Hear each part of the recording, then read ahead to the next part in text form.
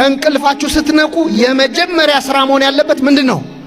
ቀኑን ባርኩት፣ አማትቡ። ምንም ስታደርጉ አማትቡ። ምእመናን ከቤት ስትወጡ አማትቡ፣ ወደ ቤት ስትገቡ አማትቡ። አሁን ቀረ እንጂ ትናንትና እኮ እናት አባቶቻችን ዱቄት እንኳን ሲያቦኩ ምንድነው የሚያደርጉት? በስኛ ሲያልቅ ነው በስማ ምን ነው አይደል? ወይ በስማ ቤት ገባ። መጀመሪያ ብታማትቡ እኮ በኋላ አታማትቡም ነበር። አማትበ ብትጀምረው በጣም ጥሩ ነው። ብዙ ስራ ይሰምራል። በምንም አይነቱ እነ ቅዱስ ጊዮርጊስ እኮ አሳይተውናል። ቅዱስ ጊዮርጊስን መርዝ አቀረቡለት። አማተበበት መርዙ ላይ ጠጣው።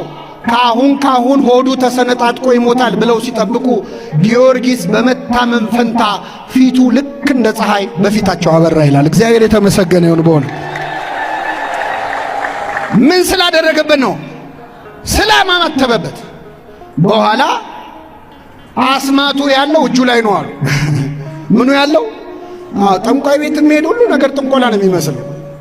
እና አስማቱ ያለው እጁ ላይ ነው። እጁን እሰሩታል። ወደ ኋላ አሰሩት። ያንኑ መርዝ አመጡለት። ጊዮርጊስ ባገጩ አማተበና ጠጣው። አሁንም ፊቱ እንደ ፀሐይ አበራ ይላል። እንደዚህ ነው ኃይሉ የመስቀሉ። በእውነት የመስቀሉን ኃይል በሁላችን ያሳድርብን።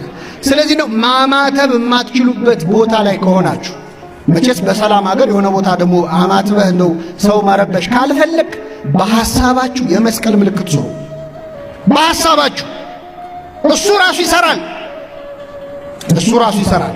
በዚህ መስቀል ጠላትን ድል ትነሳለህ እንደተባለ ቆስጠንጢኖስ የመስቀሉ ምልክት ኃይል አለው።